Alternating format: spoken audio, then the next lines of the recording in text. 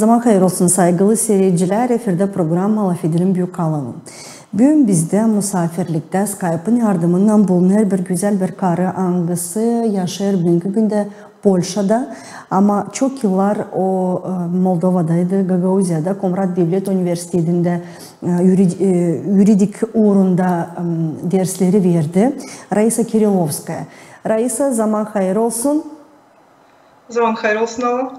Pek sevindim. Hani kabul ettiniz bizim teklifimizi de bizde var büyük kolaylık. Sizinle daha yakından tanışmayın. Bizim seyirciler sanırım çok yeni işler anlayacaklar. O insanlar için kim hani buradan geçti başka devlete de orada savaşırlar. Bizim Gagauz kültürümüzü ilerletme.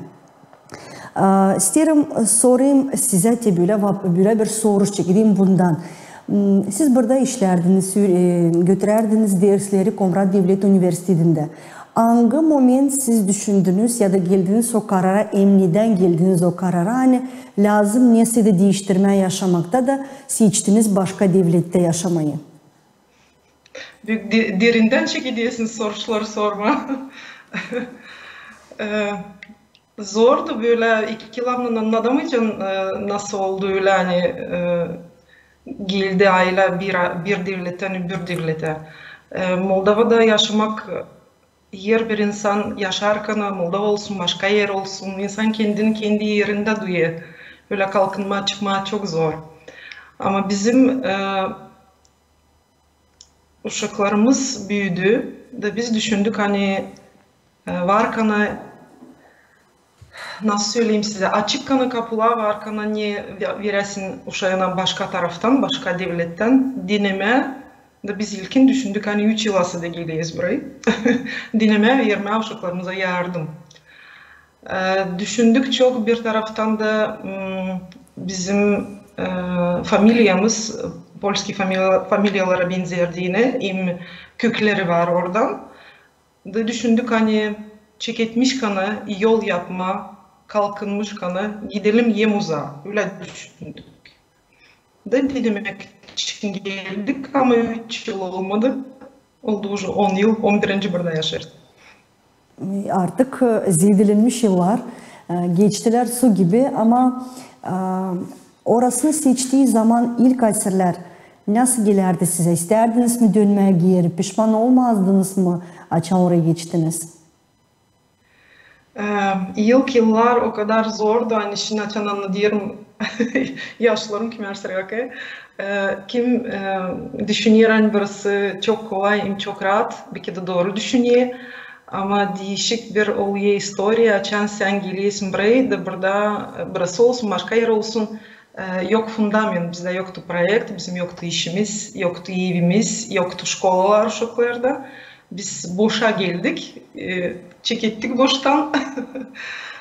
Da bize çok zor geldi. İlk yılda tutunuyorsun öyle emosiyalardan hani emosiyalar yardım ediyor sana da diyorsun olacak, hepsi olacak islah, hepsi üsteleyeceğiz, hepsi Allah yardımcı olacak, birlikteyiz, bütün aile bileyiz. Sonra emosiyalar biraz azalıyor. Bir yıldan sonra başlıyorsun anlama bu yaşamakta neler değişik taraflar nasıl senin yaşamını değiştirecek. Sonra söyleyeyim ikinci yıl çekeceği depresiye taçığında insan kim burada bizneslarından geliyor, başka intereslerinden geliyor, onların historiyaları başka ama benim gibi gelenler diyorlar historiyalarının düşüyor depresiye, burada oluyor çok zor tutunma, kendi köklerin kopuyor ama köklenmesin ta ilk ikinci yılda burada. Da insan bizim yaşımızda, biz de değil, son 8 yaşında gelmedik buraya, biz kendimiz de büyüktük, uşaklarımız da büyüdü. Başlaya olma, depresime hep gülürdüm derdim ileri.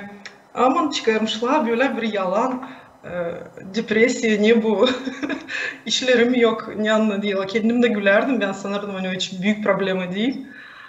Ama oluyor zor vakitler de son ikinci yıl, üçüncü yıl bize çok zordu. Bana, ben kendi bütün ailem için anlatmayacağım ama bana çok zordu. Uşaklar da sınıştı zor ama büyüklere zorluk geliyor diye sen kendi devletinde neyse becermişsin, neyse savaşmışsın, yapmışsın. Var diyelim temelin. Burada bir şeyin yok. Anladığım size bir cümbüş gelmiştim 3 yıldan sonra Moldova'ya. Ben sıkça gelirdim o zaman o yıllar. Biz vizeyi lazımdı kabul edelim. Da görüştüm bir insanla, Komratlı o insanın adını söylemeyeceğim. Da sonra bana nasıl yaşayasınız, nasıl yaşamanız diye Polşa'ya gittiniz. Ben de o 3 yıldan sonra anladım onu diyeyim. Biliyorsun o kadar zordu.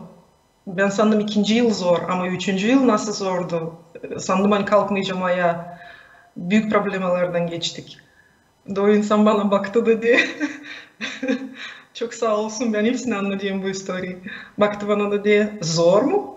Sen biliyorsun ne olab zor mu? Sen biliyorsun yaşamında ne o zorluk mu? Sen hiç zorluğu daha görmedin. Ben ilkin o kadar ağlayacağım çıktı dedim. Nasıl böyle insanlar edebiliyor? Sonra da aldım kendime bir onun lavını çevirdim de dedim. Koy öyle olsun sağ olasın. Benim yaşamımda zorluk yok. Doğru, yedir kendi zorluğu görünür, tabii ki başkasının zorluğunun yanında düşünüyoruz ki insanlar yurt dışında yaşayanlar, onlar bal içinde yaşarlar ama sadece bir onlar bilirler ne türlü onlar orada yaşarlar ve ne türlü onlar ayakta savaşırlar orada durmayı elbet ki sanırım hani 2 katına 3 katına daha zor bulunarak kendi toprağından uzakta. Hangi uğurlarda daha çok zorluklar karşı geldiniz? Dil mi zorlukları size ipra etti? Olsaydı para mı problemaları? Olsaydı iş mi zordu bulma? Hangi uğurdan? Olsaydı hepsi komple mi toplandı bir yeri de böyle zorluklar geçirdiniz? Hepsi birlikte doğruysunuz. Hepsi birlikte bir top gibi toplanıyor problemler. Başlıyor seni düğme. Da senin işin sen o topu tutacaksın da başlayacaksın bir oyun mu onunla oynama. Olsa sen o topu bekleyeceksin o vursun sana. Öyle bir işte resim gibi yapayım size bu problemler toplanıyor. Dili bilmeyesin. Hem zor.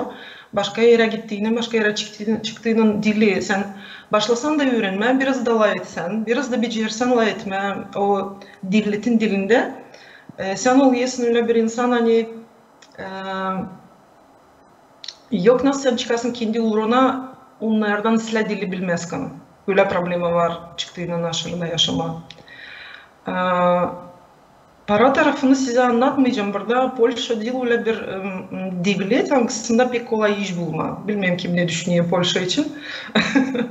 Burası değil Avusturya gibi, Germanya gibi başka yerlerde Moskva çok insan gidiyor işleme. Bu yıla iş işliyor sonra kalkınıyor.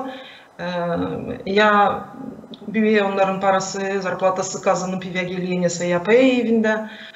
Burada bizim niyetimiz yoktu öyle hani kazanacaksın da gideceksin yeri biz lazımdı burada yerimizi de kazanalım. Bugünkü günde de öyle tema var. Yok nasıl sen kazanmadan yaşasın. Onun için zarabatki değilim bilmem nasıl kullanmağın gılavı ama biz zarabatki deriz. O taraftan kazanca gittiniz. Kusura bakmayın ben az gagavuşyalar ödeyim bitki vakitlerde. Ver Allah'ım hepsi böyle güzel etsin gagavuşu kim hani ağızla eder. Bizim temamız değildi öyle hani kazanacağım, gideceğim hangi işe giderseydim biraz kazanacağım, dayanacağım da gideceğim yeri. Bizim temamız değildi öyle, bizim lazım değil yerimizde kazanarak yaşayalım, ödeyelim evimizi, ödeyelim uşaklar için çok ödeme değil lazım da okullarda, burada okullar ödemeyesin. Burada size kiyat alıyorsun, ne lazım, pasobiye kiyat onları alıyorsun uşaklara. Evimiz daha yok, kim soruyor onlara o söyleyeyim. Da bizim başka tarafımızda da o dil hani bilmeyesin hani biliyorsun ama dil o kadar silah o dili o sana hep köstek koyu var nasıl güzel bir iş bulasın yakıştırasın kendini başka yaşamaya ama dili öğrenesin lazım daha hızlı da oluyor 2 dilema im hızlı işlersin çok işlersin kazanma diye im lazım o dili öğrenesin de öyle oldu bizde hani biz im işledik im dili öğrendik bizim temamız öyle oldu o çıkar hani siz varınca deme hani Pak Yaprak'tan yeniden hepsini başladınız. Çünkü o yıllar anılarını siz burada kendi statunuzu kaldırdınız, kendi avtoritetinizi yaptınız. Onlar hepsi silindi bir günde da yeniden teoşak gibi çekettiniz, öğrenme, gezme, laf etme az deme. Da elbet ki sanırım hani bu pek zor iş. hepsi bunu yaşamadı ama kim yaşadı bu duyguları, kim geçti bu yolları, ne siz geçersiniz. Elbette ki bunu pek isle anlarlar. Onuştan sanırım hani size daha da zor ne kadar bize. Burada evde bulunarken bakmayarak belki ekonomik durumu bizim o kadar iyi değil Polşa'ya bakarak ama gene de yabancılıkta, yabancı toprakta öyle her zaman zor. Bugünkü güne artık sınaştınız mı, alıştınız mı o topraklara? Söyleyeceğim hani sınaştım, alıştım, kendim için size edeceğim. Bak bütün aile için var, nasıl anladığım ama kimse bana izin vermedi. Onun için kendim için ediyorum. Sınaştım, öğrendim dili o kadar hani öyle bir vakit. Hani insan birbirinden anladığı, seni tanıyalı, başlayalı seni öğrenmeye. Ben de açıkım, ben benim bu komünikasyonlar arasında, insan arasında bağlantı yapmayabilirsin. Sen ben ekonomik foruma da insanları getirdim buradan Polşa'dan. Turistikayla kimin var interesleri Moldova'ya kimseye gelmeye, Gagauziya'ya bunları getirdim. Şimdi var niyetim öyle küçük gruplardan daha getirmeye gelen yıla. Bu yıl bilmem olacak mı ama gelen yıla belki Allah'ın yardımından belki geleceğiz. Buldu beni bir firma, ona kendileri beni teklif ettiler. Yani ona aramadılar üreticileri, ona aradılar native speakerları. Angolları biliyor, çok isla dili, ben deyim Rusça isla biliyorum diye onlar beni buldular. Benim Polski dilim o kadar o günlere göre islaydı. Yani ona teklif ettiler beni işe, ben onlarda перевод, nasıl diyeyim ben şimdi Polski lavla aklıma geliyor. Синхронный перевод yaptım onlarda geldi aklıma Rusça. İşledim. Çok şaşırtıcı ama ben oldumca преподаватель для поляков русского языка. Onları hiç yoktu, onlarda interes var mı, sende metoda bilirsin, sen nasıl sisteması, dil götürmesi var, onları interesleri vardı bir an sen silahla ediyorsun, silah dili biliyorsun da onlardan hiç düşünmezler nasıl sen vereceksin o dili. O üzere onlar bana inandılar diye ben bu orada da işledim. Şimdi işlerim переводчик gene diyeyim bu zanaatı gene ilerlerim. Yine site veriyorlar bana. Ben yapayım Rusçadan onların diline çevirmeyelim. O kadar ideal benim dilim değil. İsladala etsem, ne kadar da islabilsem. Ama devletin dilinden Rusça'ya çeviriyorum. Kaç yıl gitti hani böyle iyi orada Polaklan dilini öğrenmek için? Öğrenmek için layıkmaya gidiyorsun im kolay komünikasyonlarda ilerlemek kendini bir yıldan sonra başlayasın bir kompleks olmayasından sen telav ediyorsun başka dilde. Ama islav etmeyi, doğru lav etmeyi ilerleyesin açan başlayasın lav etmeye insanların kimin nasıl size söyleyeyim образованиесі var dili güzel. Dilse de televizyonda oturuyorsun sen yok vakitinde oturmada yerlere seyretme orada da önce güzel dili seslerini öğrenesin. Bir de taraf kağıt okuma açın çünkü gidiyorsun okuma kağıtları açın üstelesin o dili o kadar adın hani sen var nasıl kağıdı okuyasın. O zaman başla ilerlemeye de diyeyim o krizisi anlatmıştım ya size 2-3 yıl hani zor geçmiştim. Bana o kadar zordu geçmek o oradan hani la diyorum beceriyorum. Başka bir uğra, hani lavidiyorum öyle, hani kimse hiç anlamayan ben dilim buralı. O geçmek zordu bana pek, bana 3 yıldan ziyade, ben 4. yıl rahat lavidirdim. Kendinizi daha... 4. yıl. Söyleyeyim size, saklamayacağım, herkes de biliyor. Hani dilde o kadar da zor değil. Dil hani olsun, Finski, çünkü Slav dili o çünkü Slav dili de bize daha yakın bize nasıl Rus diline yakın benziyor. Onun için hani o kadar zor değil ama gene de sizin demeniz gibi var. Kendi özellikleri o dilin de kendi aksanı, kendi vurguları, anglar lazım doğru koyulsun. Diyalektleri kendi var. Da onun için biz belli anlaşılırken bu yabancı kişi mi öğrenmiş Polakların dilini olsaydı Polak mı hangisi bütün yaşamasıyla etmiş bu dilde. Ben sanırım hani siz kendinize dini böyle bir iyi bir zanaat bulmuşsunuz. Hani orada kendini daha yakın ana toprağına bulma, o aşçı kurslarını verme, Polşa'nın karılarına doğru söylediyseydim. Siz beni doğru çiğiniz. Ne zaman bu işe başladınız? Hangi manayla çekittirdiniz? Gider mi o mana hep bugünkü güne kadar da? Gider, Allah şakadan çekitti, şaka gibi de gider.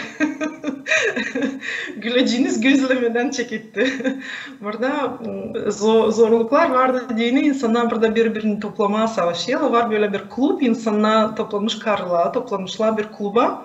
Kim Sovyet Birliği'nden gelenler, aramızda Polşa'dan da vardı karılar, bir restoranda toplanıp çay içip, pilav edip birbirine yardımcı olmaya savaştılar. O kulüp bende de var.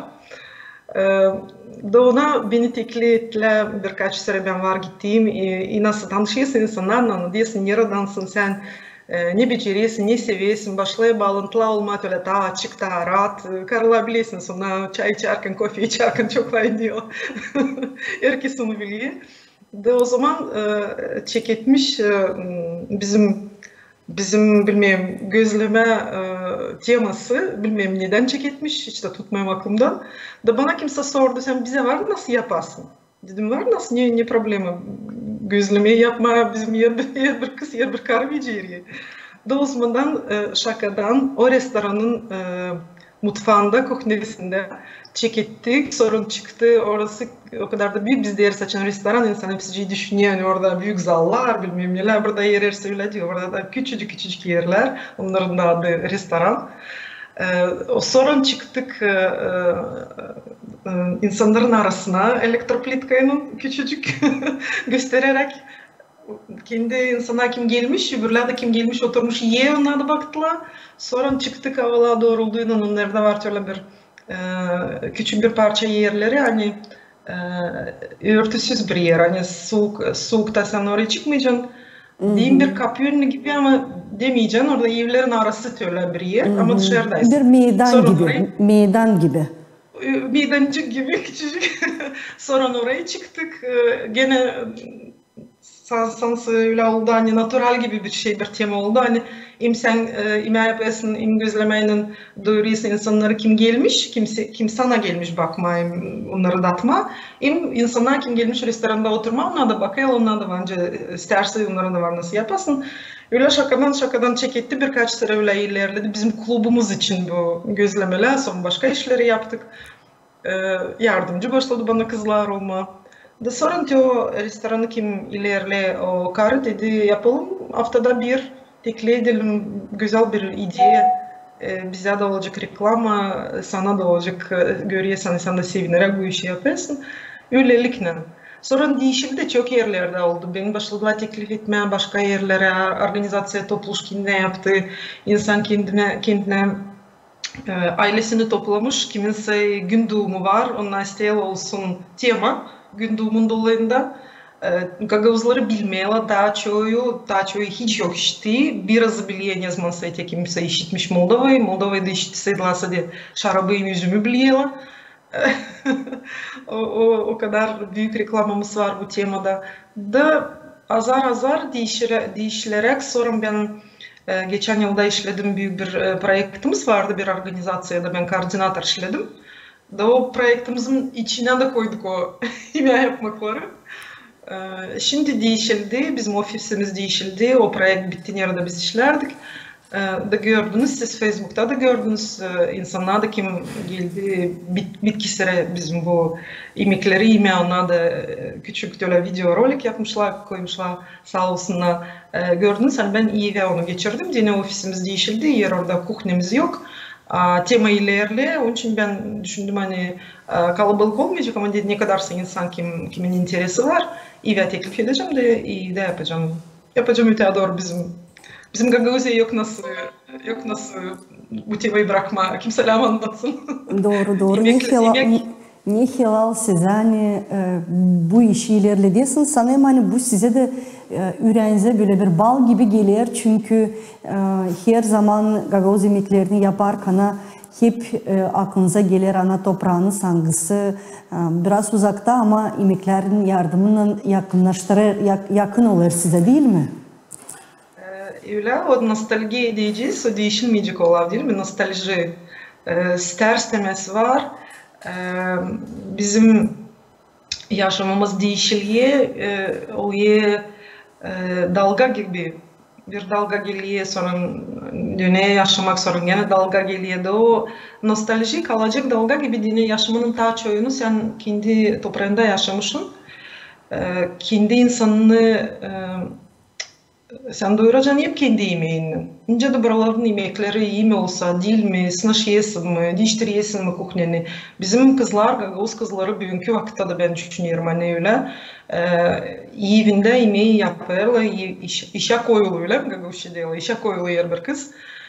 O işlerin arasında yemek yapması. Bize bir natural gibi geliyor. Dilan sen aşçıyka lazım olasın, zanaatın lazım bağlı olsun yemeklerine, bilmem ne olsun. Yok bizde öyle normal. Gagavuzlarda natural, hani karı ev içinde yemeğini yapacak, becerecek ekmeğini pişirme, becerecek çok işi yapma. O dilde hiç büyük iş, bize hiç büyük iş gibi gelmiyor. Onun için ben size söyleyeyim, o şakadan çeketti, şaka gibi de gider.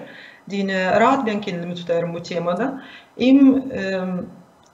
Anlatması, ben bilmiyorum söyledim mi size, tarihlerden ben buraya geldiğinde 2. mi 3. yıl mı bizim исполком vermişti benim kandidatурama, ben olayım burada представитель в Малопольском воеводстве, автономии Gagavuzской. O zaman o iş ilerlemedi ama sen yok nasıl olmasın, istesen de istemesen de yok nasıl olmasın. Nasıl diyeyim size Gagavuzçince, ходячая реклама своей культуры. Söylemeyeceğim Gagavuzça, bilmiyorum. Yardım edin bana. Siz söyleyin nasıl size daha uygun, insan anlayacak. Onun için sen geziyorsun, senin içinde o, senin kültürün var. Da o, sen istesen de istemesen de, ilerlesen de ilerlemesen de, sen ben de olsam, başka insan da olsun, eğer bir insan için söyleyeyim ki aşağıda yaşıyor, sen носитель своего гена и своей культуры, sen götürüyorsun kendi halkını, kendi yaşamanla. Sizin yüzünüz, yüzünüzden görünüyor bizim de bütün halk elbet ki. Sanırım hani Polakların karıları çok kısmetli. Hani böyle Raisa var onların arasında hangisi yürüyor onları kesme, gözleme pişirme, yamta başka yemekleri yapma.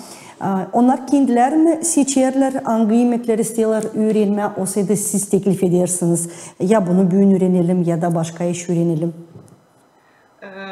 Daha çok ben söylerim teolojik bugün böyle işi göstereceğim size. Bu yemeği dadacağınız programı ben yaparım ama var öyle insanlar hani kim var geldi, bir iki işi onlar gördüyseydi ben onlar için iyini neyse gösteririm. Ama ya da göstermesen, ya da anlatmasan, ya da söylemesen, ya da takmasalar ilerler bizim gözlemeleri de söyledim birkaç kere kıyırmalar ilerler. Bir iş niye yapmadım taburda, kavurma yapmadım. onu da var niyetim yapma, sıcak kavurma, su kavurma, onu da yapacağım. Daha da bilmiyorum, ben mamalıga yaparken biliyorsunuz, hani mamalıga yemeği onlarda burada bir şaka söyleyeyim gene, onların var olavı, ama ne diyorlar mamalıga, diyorlar öyle bir işe, hiç de anlatamayacağım onu Gagavuzça biliyorsunuz mu? Rusça bir laf var, balanda. Bilmem neyle karıştırmışlar, orada var çok su, hiç yok dat. Ben de nereden sizin dilinize girdi bu laf? De bizim dilimizde böyle bir iş yok. Ben de gelin göstereceğim size. Güzel bir yemek. Mamalıga güzel bir yemek. Bizim işte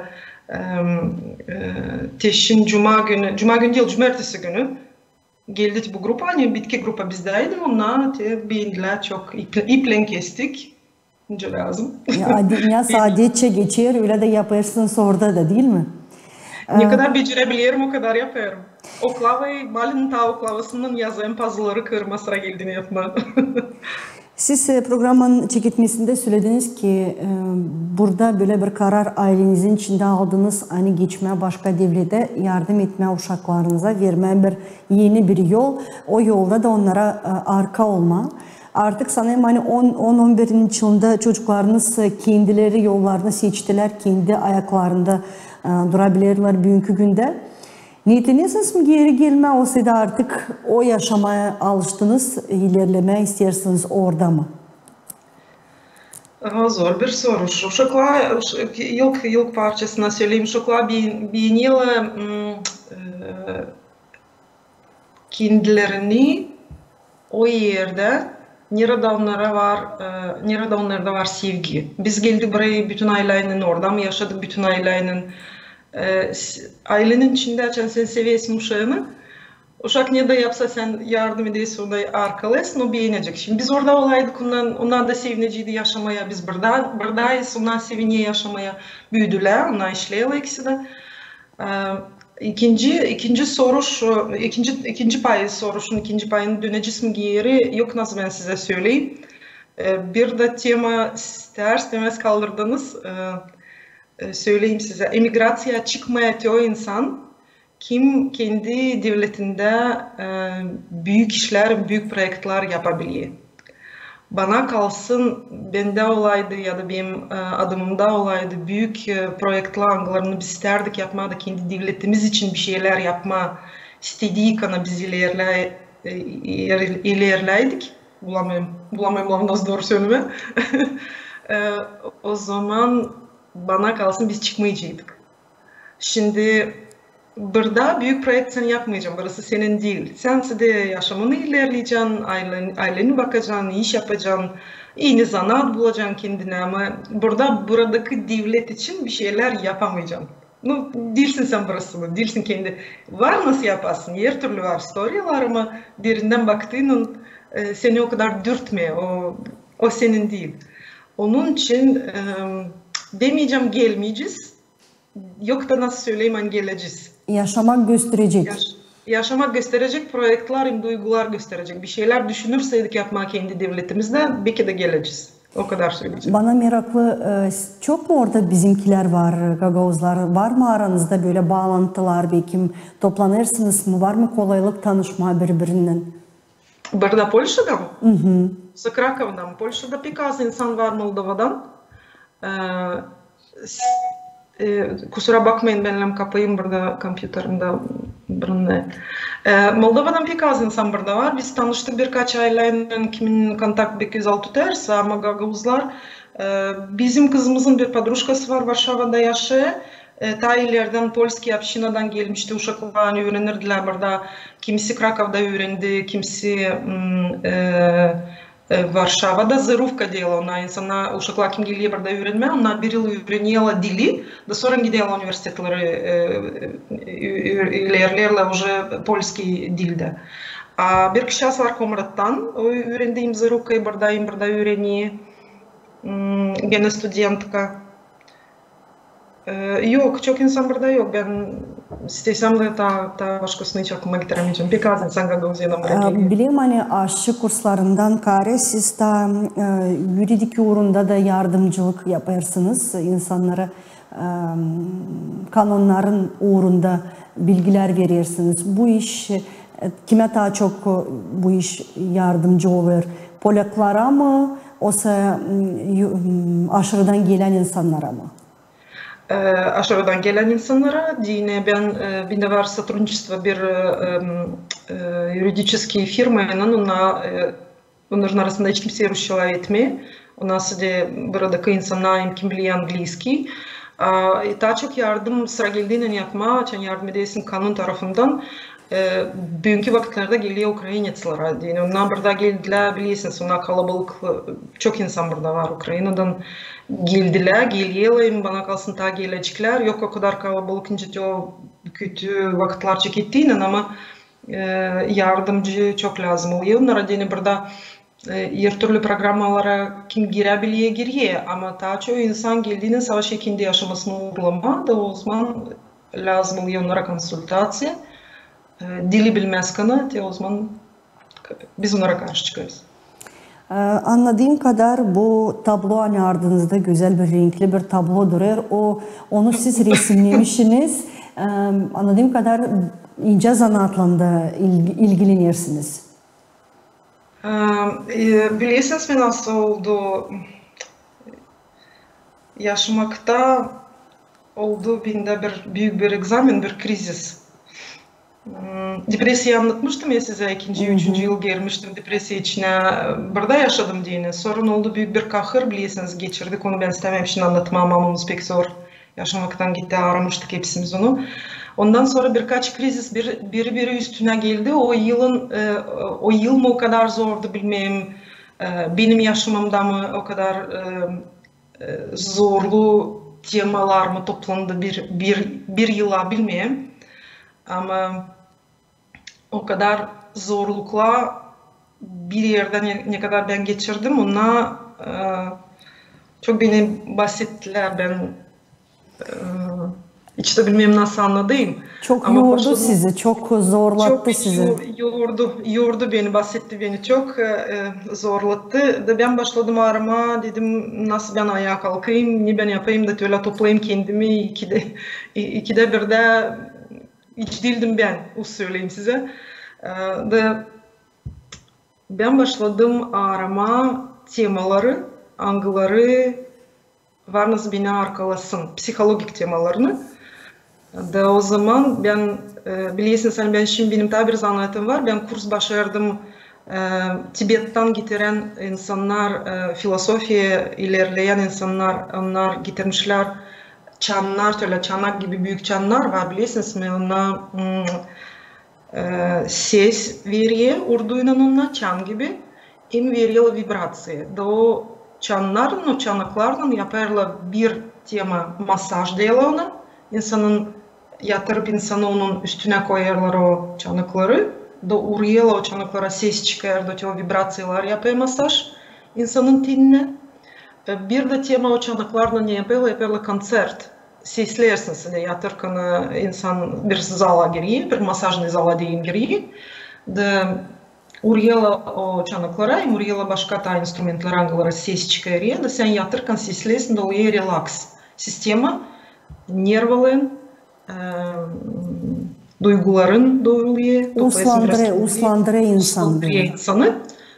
O bir zanatı yaptım, kendim geçtim diyene. Bana o çok yardım etti, o kadar yardım etti toplama beni kendime döndürmeye. Ben başladım biraz gecelerden uyumaya. Benim vardı öyle bir vakit, ben hiç gece uyumayayım. Benim pek var arkadaşlarım, подругаlarım. Şükür Allah'a, ona bana çok yardım ettiler. Gelmişti biri, uzaktan gelmişti beni dolaşmaya, dedi ben geleceğim sana. Ben hiç unutmayacağım o gece, ne zaman o geldi, o geceledi bizde. Ben sabahdan uyumuştum. O bilmem kaç aydan sonra, o krizisten sonra yıl sereydi. O zaman çok şaştıydım. Bir de çok şeyler ben daha yaptım. O çanakları başladım anlatmaya. Bir de bu nörografik, hani arkamda görüyorsunuz, o sistemayı çoğu işitti. Var nasıl onu geçmeye, kursları, 1-2 saatlik kurs var nasıl geçmeye, 1-2 günlük var nasıl geçmeye kurs.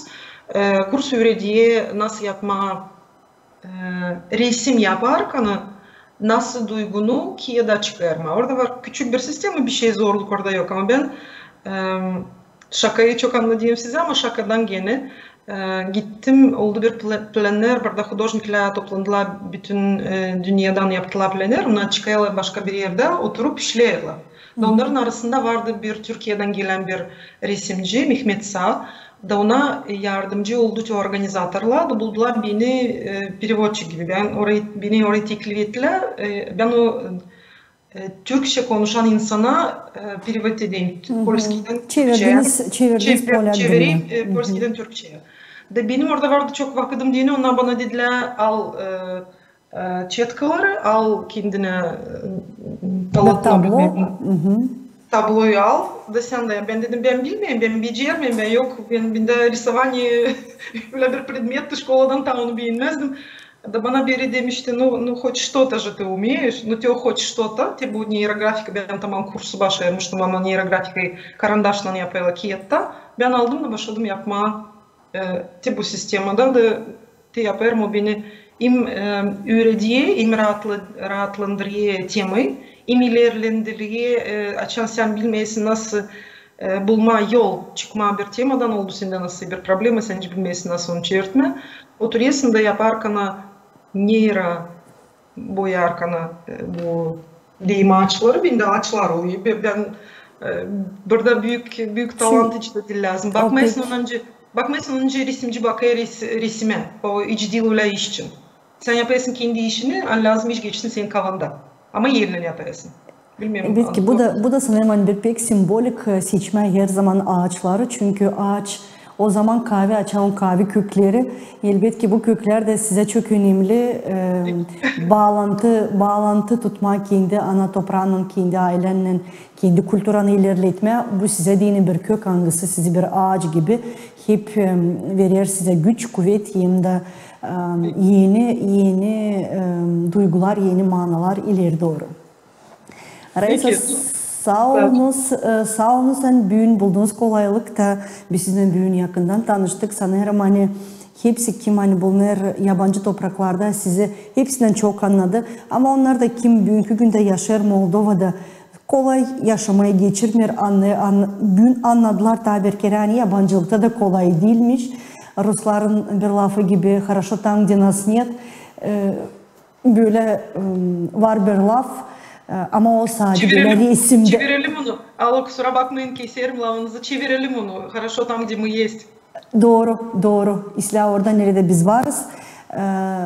Orada da biz varınca kendimizi kavleştirelim, güçlendirelim, hem kökleştirelim. Raisa size dilerim uygunluk, sağlık, ileri doğru bu projelerinizi güzel götürersiniz. Sanırım hani daha çok güzel projeleri yüze çıkaracağınız.